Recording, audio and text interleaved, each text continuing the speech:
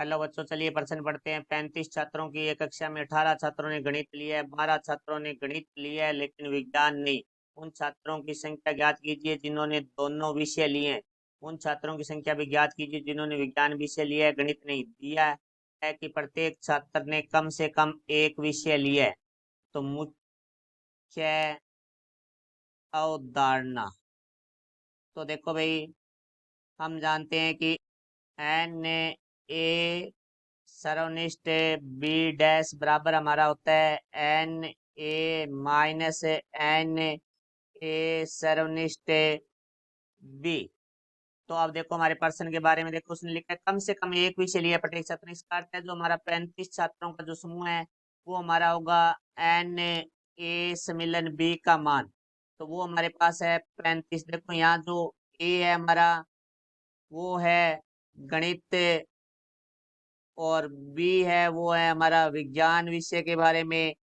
तो देखो अब यहाँ से हमें जो प्रश्न में दिया है कक्षा में 18 छात्रों ने गणित लिया, इसका अर्थ है कि हमारे पास एन ए का जो मान है वो है 18।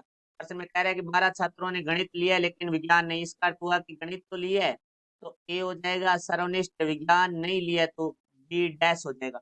डैश का अर्थ होता है कि पूरक, तो उसका पूरक है विज्ञान का, विज्ञान नहीं।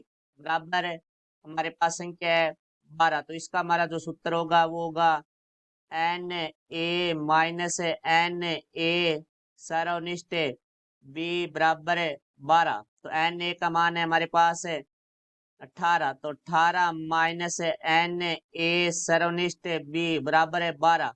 तो माइनस में एन ए सर्वनिष्ठ बी है, ये बराबर से दूसरी तरफ प्लस आके प्लस का हो जाएगा, तो यहाँ 18, ये 12 बराबर से दूसरी तरफ बाई तरफ आएगा तो माइनस का हो जाएगा, तो माइनस 12 बराबर है एन ए सर्वनिष्ठ बी। तो 18 में से 12 घटाएंगे तो 6 आ जाएगा, 6 बराबर है एन ए सर्वनिष्ठ बी। ए सर्वनिष्ठ बी का अर्थ है कि हम जिसने दोनों विषय लिए हैं, तो हम यहाँ लिखेंगे दोनों विषय लेने वाले छात्रों की संख्या। तो यहाँ देखो भाई, दोनों विषय लेने वाले छात्रों की संख्या बराबर हमारे पास है 6।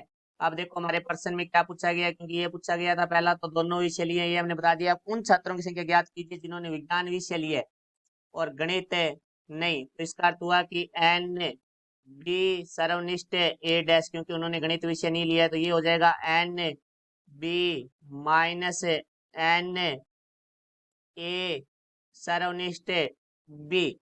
तो अब देखो हमारे पास एन बी का मान नहीं है, तो सबसे पहले हम एन बी का मान निकालना होगा। तो देखो भाई, हमारा जो सूत्र है एन ए सम्मिलन बी बराबर है n A plus n B minus n A सर्वनिष्ठ बी। तो यहाँ से देखो एन ए सम्मिलन बी का मान है हमारे पास जो कि 35 है, तो 35 बराबर है एन ए का मान है हमारे पास है 18। तो यहाँ हम रख देंगे 18, तो plus n B minus n a सम्मिलन बी। तो यहाँ से देखो 35 बराबर में 18 है प्लस का, तो बराबर से दूसरी तरफ आके माइनस का 18 हो जाएगा, तो बराबर आ जाएगा n B minus n A सर्वनिष्ठ बी। तो यहाँ से हम देखते हैं 35 में से 18 घटाते हैं तो हमारे पास आ जाता है 17 बराबर। यहाँ से देखो भाई, n B minus n A सर्वनिष्ठ बी है, वो मान है हमारा एन